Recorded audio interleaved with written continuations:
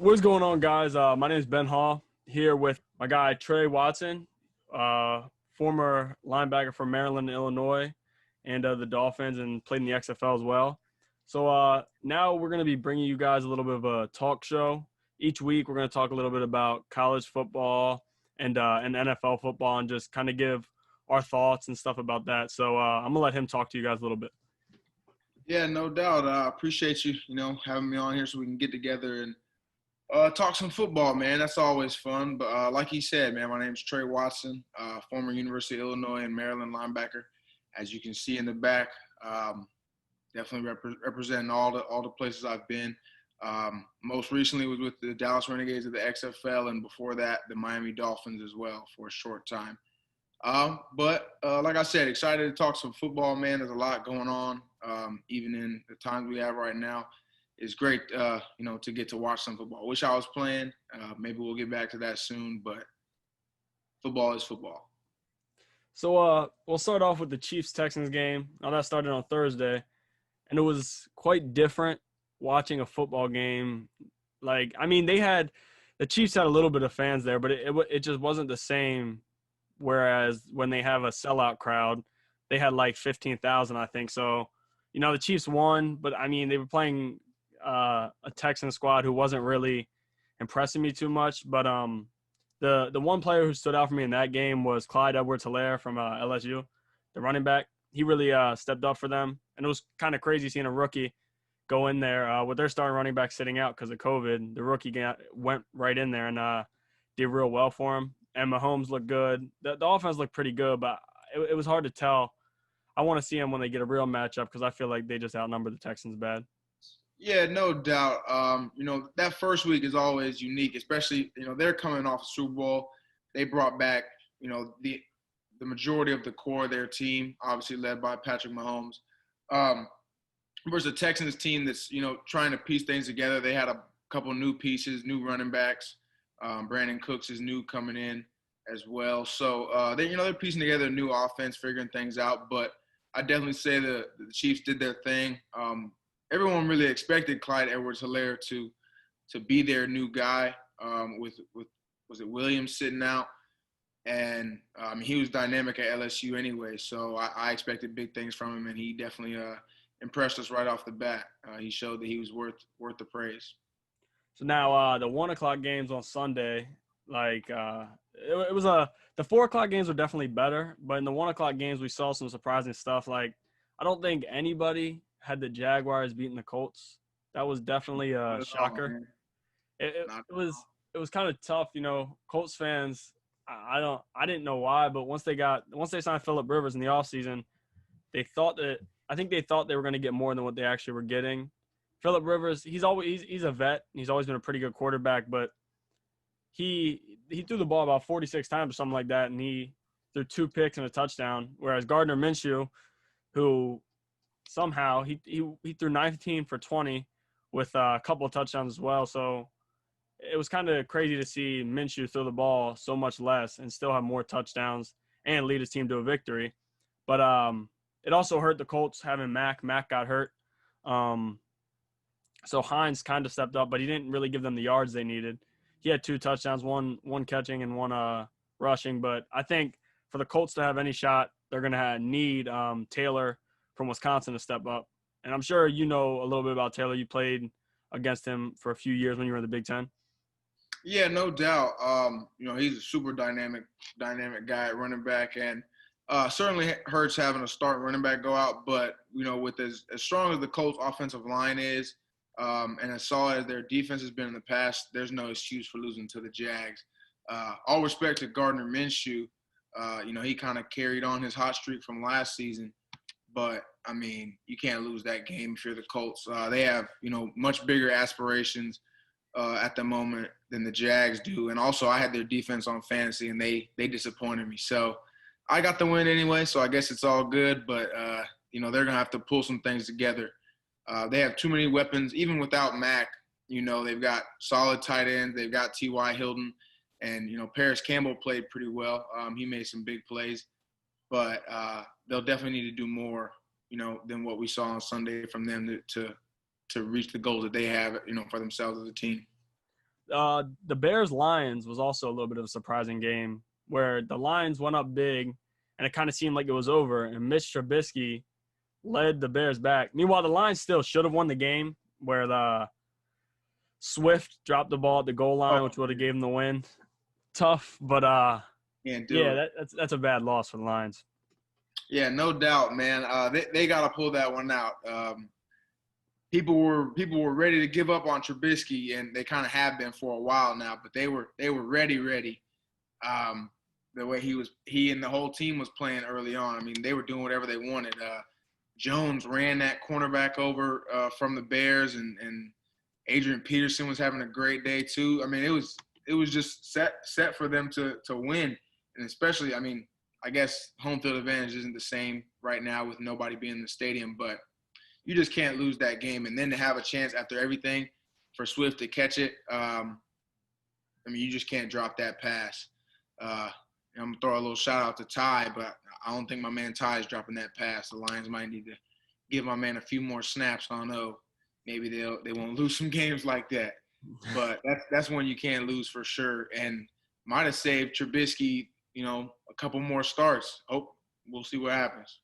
Yeah, definitely. And also for the Bears, now it came out today, Allen Robinson supposedly deleted a lot of Bears stuff off of Instagram and stuff. And he's basically been upset because they're not they stopped talking contract with him. But it doesn't really make much sense. I think Allen Robinson's like one of the top, I wouldn't say top tier, but he's a good wide receiver in the NFL. And the Bears don't really have that many weapons. So for a guy like him, you can't really let him go. I just don't see it. Yeah, no, not at all. I literally was just scrolling through that thread about him. But, I mean, when he was with the Jags, he had a couple monster seasons. So you've seen what he's capable of doing. If they ever can get their passing game going, I'm sure he'll be that lead guy that it looks like he can be. But they got to hang on to him, man. I mean, they have a really good core on defense, and they have some dynamic skill players on offense. It's just they've got to be able to get him the ball. And, I mean, he'd be number one in terms of proven weapons on offense for them. So you can't afford to get rid of him and then, think Trubisky's going to play even better, give him even less to work with. So for the other 1 o'clock games, the Ravens dominated the Browns. I saw that coming. I grew up a Ravens fan, still root for the Ravens. Especially after last year's loss to the Titans, I thought there was no shot that they came out and played bad week one. But I think it surprised some people just because the Browns just did not look skilled at all. They have all these passing weapons, and it's just sad to see them their passing game just looks so bad.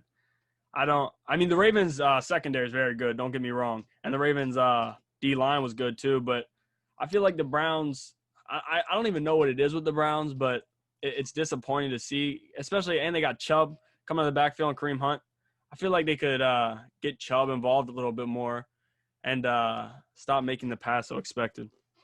Yeah, I mean, you go player for player, there isn't an offense in the NFL that can keep up with the Browns. Starts with Odell and then Jarvis Landry and move on to Chubb and even Kareem Hunt. You're not going to find a better backup running back out there. And then, they had weapons at tight end. I saw Njoku went on IR after the game. I don't know exactly what happened, but, that certainly doesn't help moving forward for them as they were already struggling. They looked outmatched, and the Ravens, just like the Chiefs, picked up right where they left off last year, and we shall see, if they can keep it going. Now, another game, Packers-Vikings. That was a great game. It wasn't as close, but it was a high-scoring game. Both offenses looked pretty good. The Packers' offense looked great. Aaron Rodgers looked like he was from a couple years ago. This offseason, a lot of people have been saying they don't know if Rodgers is there after them drafting Jordan Love, a lot of stuff. But it looked like Rodgers looked real good, and his number one wide receiver, Devontae Adams, looked stellar. And, the Packers looked real good. But the Vikings, although they did lose, I still like the Vikings this year and make the playoffs, definitely, in a wild card spot. But those two teams are definitely two real good teams. Yeah, no doubt. Everyone made a big deal because not just because they drafted the quarterback, but also they didn't get Aaron Rodgers any new weapons on offense. But the weapons he did have showed up. Obviously, Devontae Adams went off. Marquez Valdez-Scantling went off too. And then having Aaron Jones in the backfield, he's been playing great the last couple of years. But that game was definitely exciting offensively. I was tuned in more so to the games that were a little bit closer because really up until the end, that game wasn't close. And then the Vikings scored a couple late touchdowns. Thielen made a couple really good catches. But probably through about 3 quarters, it looked like, Kirk Cousins wasn't doing a whole lot. They weren't really being too impressive on offense, and then they kind of just kicked it into gear late, but it was too little too late by that point. Now, you were talking about closer games. The Patriots and Dolphins and the Eagles and the Washington football team had 2 pretty close games. The Patriots, it was confusing to me for people this offseason to not think too high of the Patriots, just because I feel like if you're adding a guy like Cam Newton into a Bill Belichick offense, it's not going to get any worse. I mean, I'm not saying Brady's the GOAT, but you're adding if Cam Newton stays healthy, that offense is going to thrive because Cam Newton can do some stuff that Brady can't, where Brady can do stuff Cam Newton can't, but it's just a little bit different, especially with Brady and his age now. So I feel like adding Cam to that offense is making them better than they already were, which is why I was confused that people didn't think they would do too well this year. And they showed against the Dolphins. No doubt, man. They definitely took full advantage of the quarterback power running game with Cam Newton. I mean, you have to. If you don't, you kind of making yourself look stupid. But I think people kind of forgot what type of player Cam Newton is, which is crazy because, I mean, he's a freak and a guy who was, NFL MVP just a couple of years ago. But, he had injuries. He missed some time, and that happens. But he came back, made a statement. The announcers in that game were talking like he was having a bad game passing when, I mean, he was efficient. He did what they needed to do. They probably need to, finish drives better. Obviously, Harry fumbled the ball through the end zone. That was a big play by Jerome Baker. He balled out for sure during that game. He had 16 tackles, a sack, forced fumble. And, who knows if Fitzpatrick doesn't have the turnovers early, you never know what happens. But the fact that they were even close late in the game with the turnover problems and everything was a testament to the defense. Looked like the defense was fighting. They might have given up a lot of yards. But, they held their team within the game, which is all you can ask of a defense at the end of the day. But it'll be interesting to see what both of those teams can do. Obviously, the AFC East is kind of unknown right now. Everyone thinks it's up for grabs. The Bills played great early against the Jets and then kind of let them sneak back in the game. And the Jets, no offense, but they kind of look like a hot mess. So it'll be interesting to see what the AFC East can do, man. Obviously, I have some familiarity being, having spent time in Miami. Know a lot of those guys, and it'll be interesting to see what happens for sure. So now, as you just kind of touched on, you have some familiarity with that conference and all. So what was it like for you, playing in that Dolphins defense early on during training camp and watching their offense, and now this year seeing it? Do you see any similarities from last year? Yeah, they changed defensive coordinators. The play call when I was there, Patrick Graham, he went up to New York, and he's running looks like that same type of system up there for the Giants now. But I don't know who is calling the plays for Miami now, but the system looked similar, basically the same to what I saw. They had a lot of pressure. They had a lot of different looks that they used against the Patriots, and it worked at times. They were able to slowly over time, kind of cut out that Cam Newton run game. He definitely gashed them early on. But it looked similar. It looked like the difference is there's a lot of different guys in those spots. They brought over a lot more New England guys this year. Had some new guys in new spots, but looked like things were going well, and maybe they're taking that next step as a team.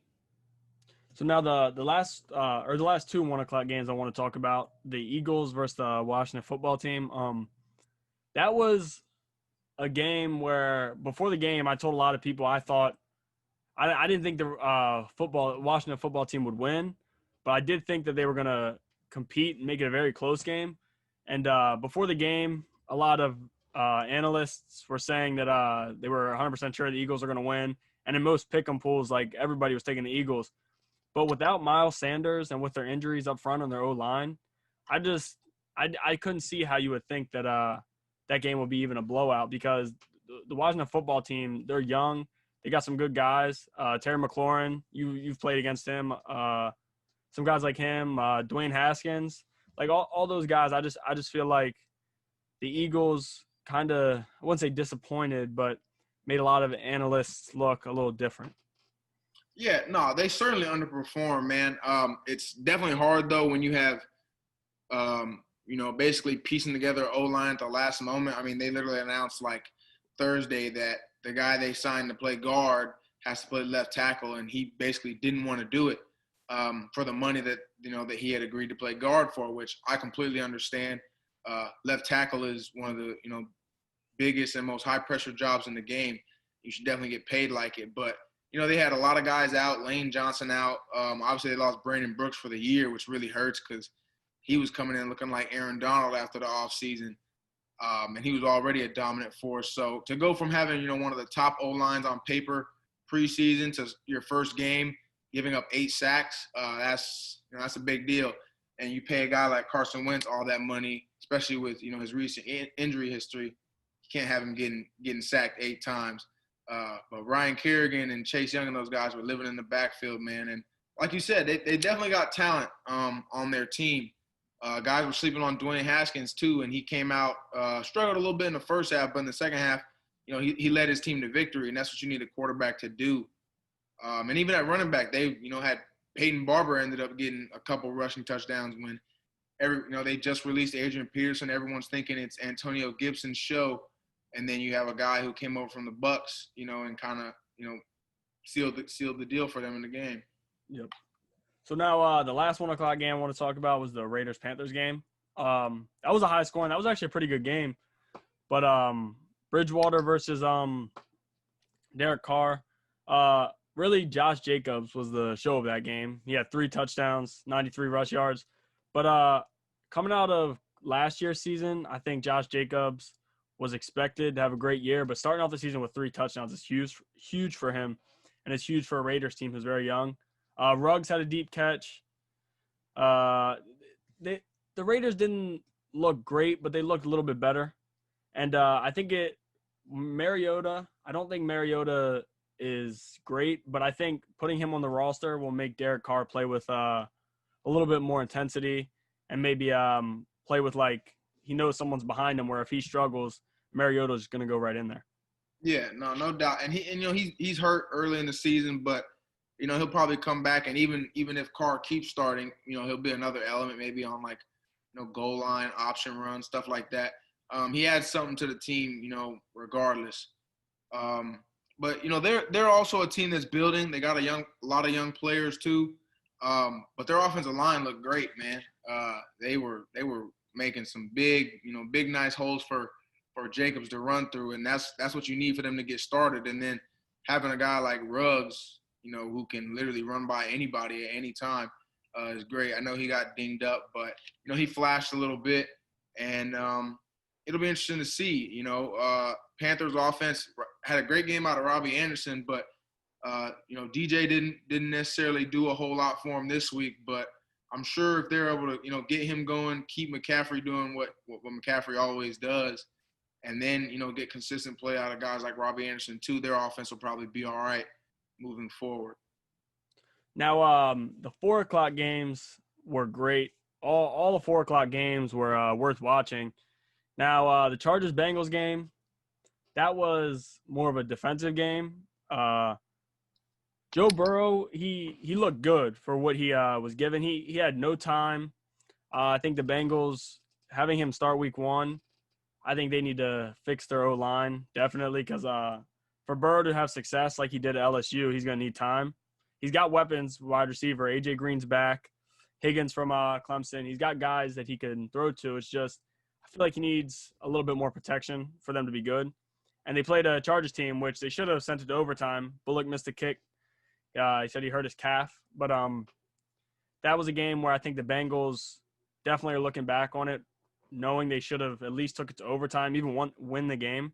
Because A.J. Green, late in the game, they called the offensive pass interference on A.J. Green, which I could see both ways. But definitely for the Bengals, I feel like they're looking back on that game thinking they should have won it. No doubt, man. And the Bengals show that they've got something to work with and improve on. Besides, I know Joe missed I think it was AJ Green was wide open in the end zone. Yeah, you overthrown. Late or early in the second half, he missed one of those, and then the bad interception. Besides those two plays, man, he looks really solid. And then what you need a quarterback to do is when the game's close late, you need him to lead you down the field, and that's exactly what he did with like no timeouts, and really he was great clock management, doing everything he needed to do. The OPI is tough. And then, the kicker, getting hurt or whatever you want to call that, that's just crazy. But, that's out of his control. But you see that you have the pieces, man. Looks like he's got great control of the offense. I'm sure he earned guys' respect running right up the middle, for 20-plus yards on a quarterback draw, in your first game, and you're not even thought of as a running guy. So it was good to see, man. It'll be interesting to see what they can do on offense. But they definitely have weapons, and they look like they have the right guy leading the show. Now, you said the kicker. So it came out that he hurt his, I guess it was his right calf. I'm not sure which calf he actually hurt, but after he missed a kick, he was holding the opposite one. And the next day it came out that he hurt the other one. So I'm not sure how serious that injury is or any of it. I think he may have just completely missed it. But this weekend there were a lot of missed field goals, and extra points. Yeah. But, yeah, it was very tough to watch. Yeah, no, it cost a lot of people some games. Obviously, it cost them. Even last night, it almost cost the Titans that they ended up winning. I'm pretty sure, but they missed some, had one blocked. It cost the Browns kicker his job. He ended up getting cut. I think he missed extra points and field goals. So moving that extra point back has changed a lot of things. I'm sure now if teams know their kicker isn't freaking ready, they'll probably just go for two sometimes, even early on in games if they know that could end up happening, because that's the difference between winning and losing at times. Obviously, it wasn't for the Browns the other day, but it certainly can be, and it's something to watch moving forward, because you don't think about how much you need a kicker until you need the kicker, and then for them to fall apart, especially with what is supposed to be an easy guaranteed make. That kind of makes you think about it a little more. Yeah, definitely. And the Buccaneers Saints game was I think a lot of people thought it was going to be more of an offensive game than it actually was. Where I feel that both defenses played pretty good. For the Bucs, Devin White, he had a good game back there for them. And the Saints, they tricked Tom Brady a bunch. With the interception, Janoris Jenkins pick six. That kind of did it for the game. After he had that pick six, the game was really never the same. But the game was more supposed to be an offensive game, as I said, but neither team had their top offensive players get into the game with Mike Evans and Michael Thomas. And Thomas is now hurt, which he got hurt late in the game where he wasn't even needed. So, I think both of those teams should be looking a little bit more to step up on offense next week. Yeah, for sure, man. It's Tom Brady's first week in the new system, and first probably full live game action for him. I know they probably had some type of scrimmage during the training camp, but I doubt Tom Brady did a whole lot, and especially with having a full live rush, knowing a guy can come and smash you is a little bit different. And I know they're not letting anybody touch Tom Brady in practice. So it was definitely a learning curve for him, getting on time with his receivers. Mike Evans had a rough one, and he was, banged up coming in, like you said, so that doesn't help. But the Janoris Jenkins pick definitely killed it. I don't know if it was the route or what, but the pass was late and outside, which is two things you can't have, on those wide throws. And it was Janoris Jenkins being a veteran guy. I mean, that was probably as easy of a pick six as he's ever had. So that that'll hurt you. But the Saints defense is good regardless, and the Bucs are definitely coming together as a unit too. They had a lot of rookies last year, and a lot of those guys are now, basically feeling like seasoned vets coming into year two with all the starts they put together. So both defenses should get really good as the season goes on, and the NFC South in general should be pretty strong this year. Led by the Saints and the Bucs. Now, my favorite game from this weekend was the Cardinals-49ers game, the last 4 o'clock game we haven't talked about yet. Putting DeAndre Hopkins into that Cardinals offense, when he was drafted, I wasn't high on Kyler Murray. But after last season, he definitely changed the way I felt about him. And adding that weapon, DeAndre Hopkins, it clearly showed how much it's going to improve their offense. The run game was good already. And they let go of David Johnson, which he wasn't even the starting running back. So I feel like the Cardinals are definitely going to be one of the teams to beat in the NFC this year. And it was very impressive to me what they did against the 49ers on Sunday. No, for sure. They've definitely put together a really solid lineup, in a really short time. I feel like their defense played really well on Sunday, given the guys that they have out there. And the offense, looks potent, man. Kenyon Drake is a really slept-on running back.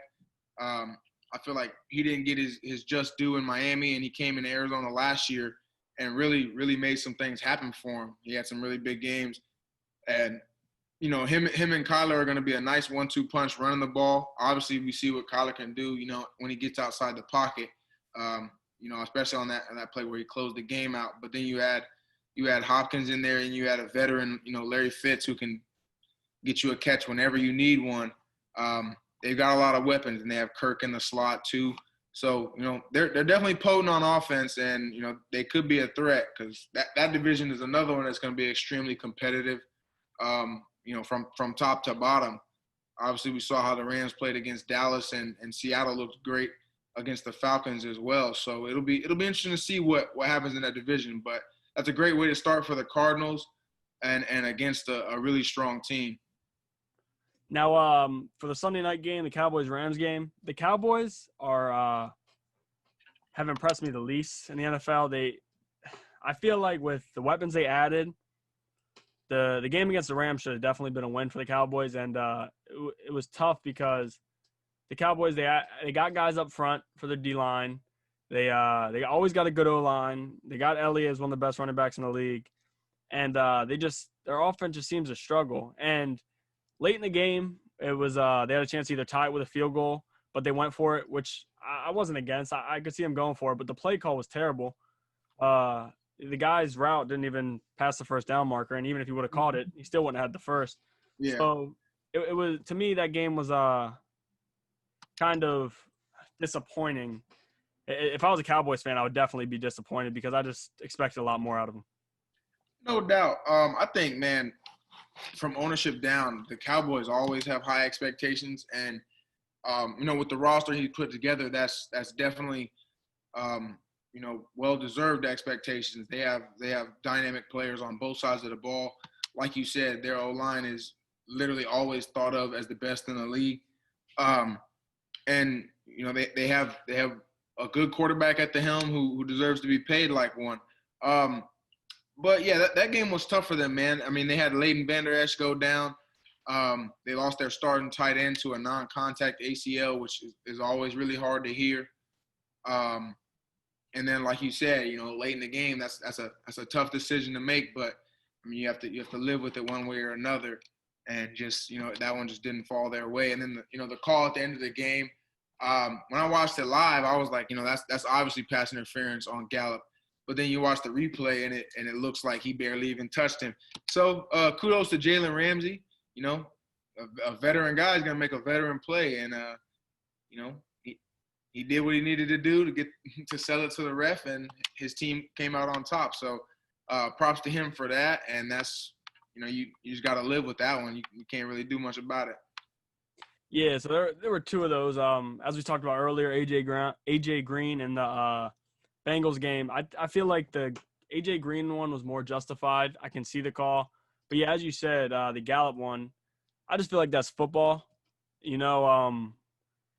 Ramsey did make a veteran play, not shaking his head back. But I feel like a lot of cornerbacks will agree with the call maybe. But, yeah, especially at that point in the game, I feel like they should have let it go.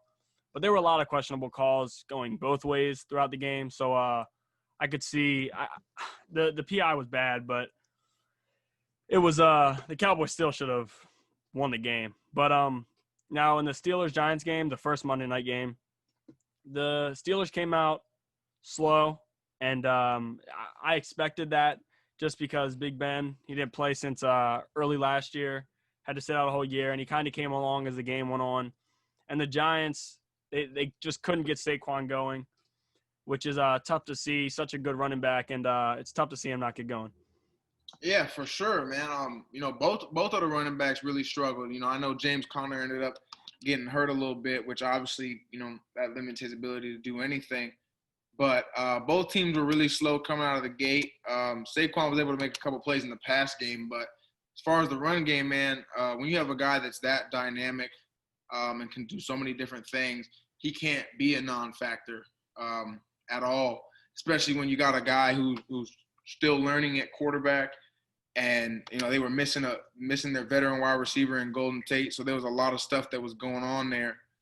But, it was an interesting game to see for sure. You had Big Ben coming off such a long hiatus and all the stuff that came out about what was going on this offseason too. That definitely adds to that. But it was good to see them get a win. I know they ended up losing their new starting right tackle possibly for the season.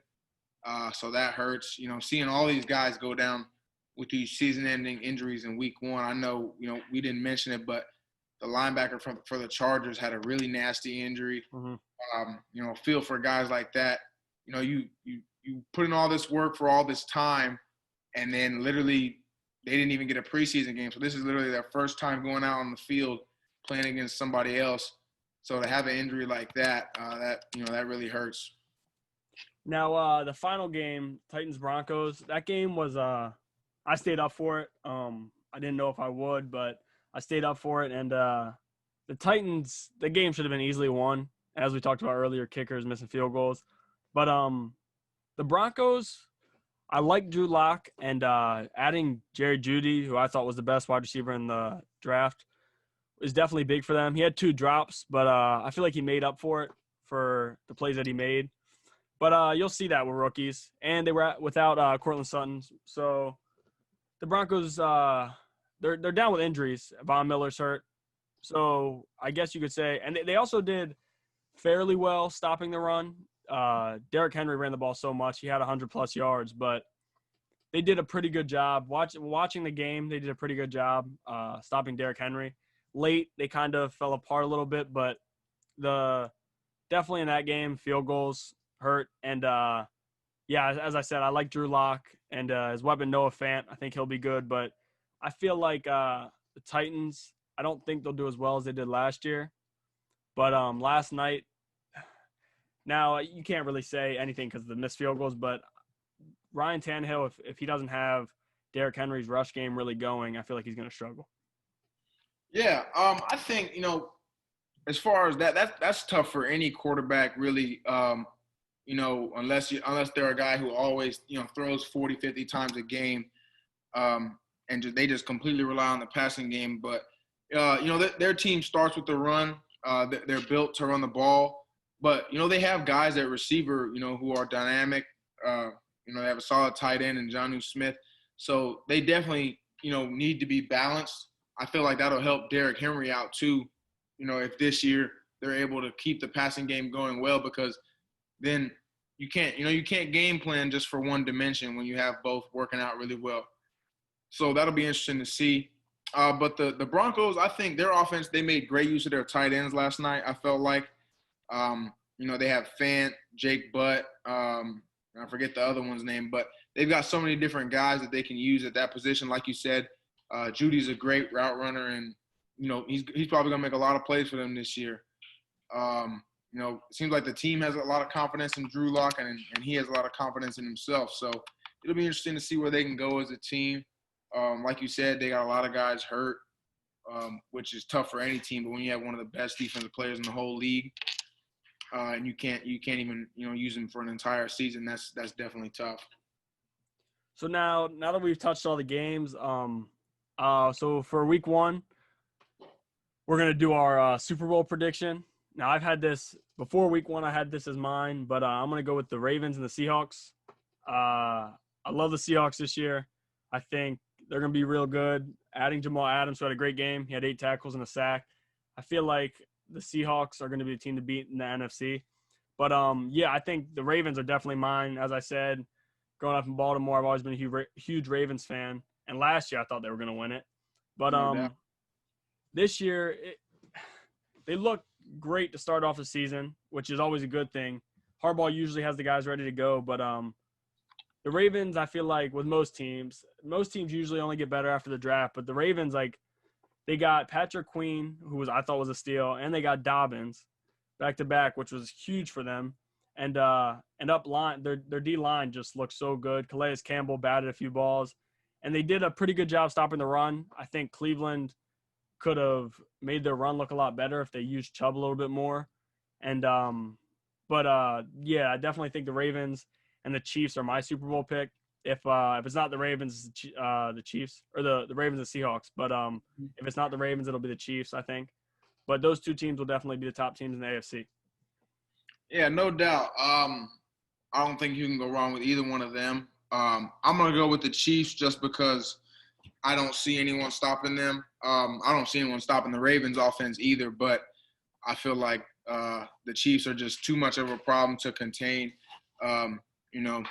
You limit Kelsey, Tyreek Hill is going to go crazy. You limit Hill, it's the inverse. And now, you throw in a really dynamic running back. That's just another layer to their offense. And, obviously they had solid running backs last year, but I feel like Edwards-Helaire just brings something a little more there. And then in the NFC, I think Seahawks are definitely a solid prediction. They're one of the most well-built teams in the league. And like you said, adding Jamal Adams takes their defense to another level. He can play at all 3 levels of the defense and be extremely, impactful there, as we saw Sunday. But if I had to go with anybody in the NFC right now, I'd go with the Saints. I feel like the last couple of years they've been so close to a breakthrough, and whether it was the Minneapolis Miracle, cutting them off that year, or last year, it seems like they kind of just faltered, as the season carried on. Obviously they struggled with Drew Brees being hurt and stuff like that, but I feel like this year will be a year that they can really put it together. As strong as their defense looked Sunday, their offense is going to get rolling like they always do. And, Kamara looked great as well. He's probably extremely motivated, just got his big payday. So I feel like they're as well put together as a team as you can find. And that would be my pick right now is Chiefs and Saints. Yeah, I definitely understand both of those. So now, before we finish, I want to touch on college football a little bit. It was technically week 2 for college football, but it was the first week where we saw Big 12 schools playing and ACC, and it'll be, I think, 2 more weeks before we see SEC. But today came out, or it hasn't actually came out yet, but I've seen some speculations that the Big 10 will be starting sometime in early October. And you've played in the Big 10. You played with 2 teams in the Big 10. So explain to me, what you think it is for guys who you've played with before to have to sit out for so long, but now maybe have some hope that they'll have a season.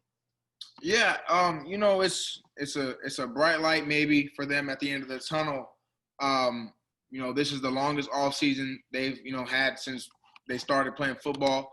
And going through all the different things that are happening right now, and then to also have football taken away at the end of the day and get to see everyone else playing at the same time, that probably makes it worse.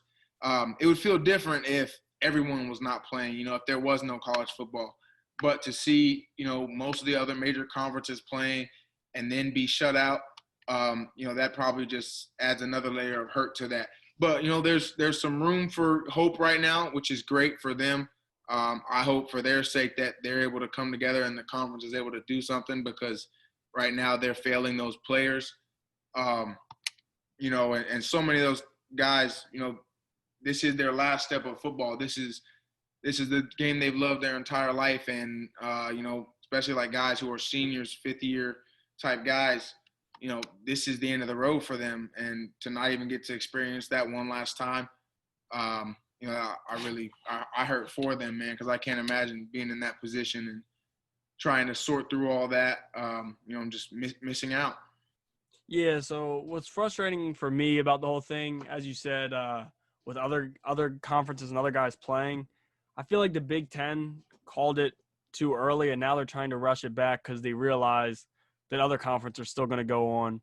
Now, I understand with coronavirus going on, I understand the safety, but I feel like if I want to see the Big Ten play, but if you're going to go and cancel it because of COVID, don't randomly try to come back right away just because you see other conferences playing. Because to me, that means you're basing what you're going to do off of them and not what you've believed the whole time. So that's kind of frustrating to me. And also, now I understand, as I said, with safety, I feel like the players should have a say. You know, you see all these Big Ten players tweeting out, we want to play, we want to play. Most of them saying they want to play, and the Big Ten getting shut down, not really listening to their players. So that's pretty frustrating for me. And, yeah, like I said, I feel like the Big Ten kind of made themselves look bad with all of this.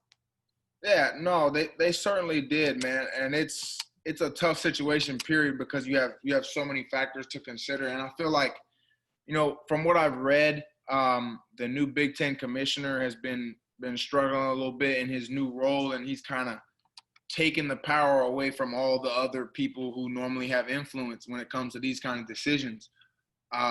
You know, like the athletic directors and the university presidents and such. And, you know, I mean, you have, you know, Trump getting involved now, trying to sway, you know, maybe potentially sway votes by acting like he has influence on the football returning there, which, you know, adds another layer to the issue. Because that shouldn't be what it's about. It shouldn't matter whether the president says football needs to be played or not, or whether everyone else is playing. It's, you know, can they safely do what they need to do to make sure that kids can play, which they can. It's evident by how everyone else is doing it that they can. The Big Ten Conference has as much or more money than any of the other conferences playing right now to be able to do what needs to be done.